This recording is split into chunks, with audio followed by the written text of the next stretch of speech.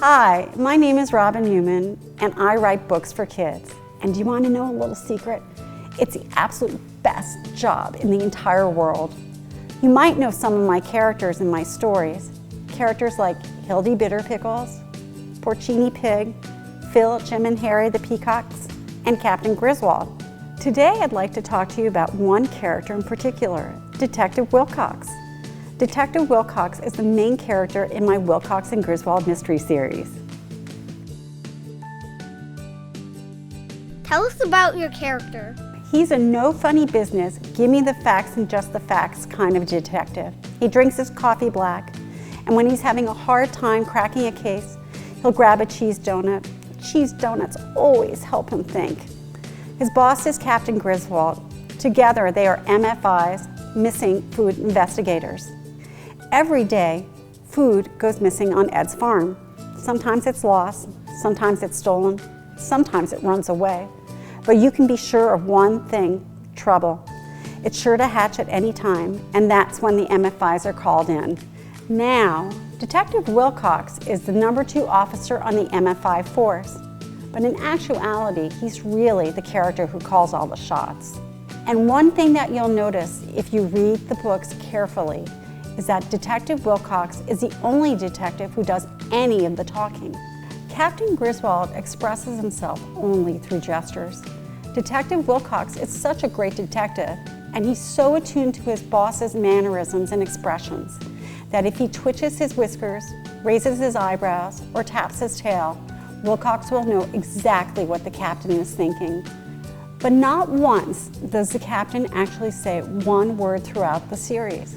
This is no accident. When I first started writing the books, the text was very dialogue heavy. The books were also too long. And the way that I managed to solve this problem was by only having one detective do the talking. And I liked the idea that the junior detective had all the answers. How did you come up with this character?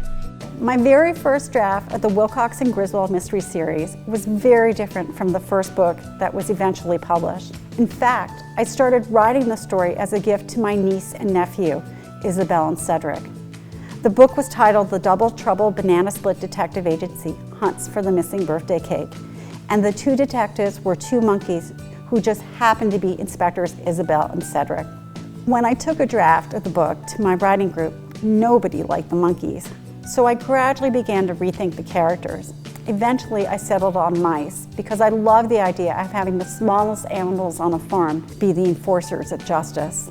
I spent a lot of time thinking about what kind of police work these mice would do.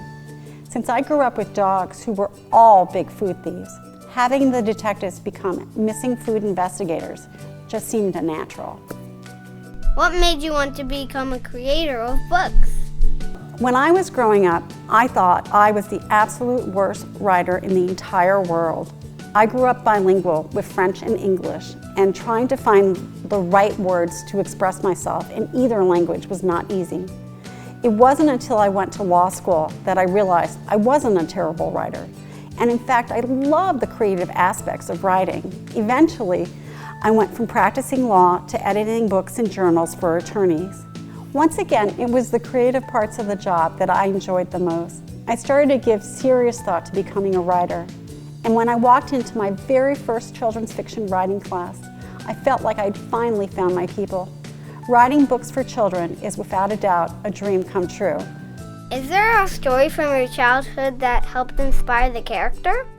So my mom, Ellie von Scher Newman, had been a fashion designer, stylist, model, and illustrator. She always had a pad of paper and a black pen somewhere in reach, and she was always sketching and creating stories. As a fashion designer, she created storyboards of what a clothing collection would look like, and that kind of visual storytelling didn't escape me. If you found a whale in your bathtub, what would you do? I think I would exclaim, "Rub-a-dub-dub, there's a whale in my tub!" And then I would have a splashing good time trying to spout out some whale jokes. Are you ready? Here goes. What do you do with a blue whale? You cheer it up. How did the octopus make the whale laugh? With tentacles. Where do whales keep their money? In an octopus. octopurse. What do you call a whale from Notre Dame? A hunchbacked whale. Who helps injured whales? Give up? Sturgeons, of course.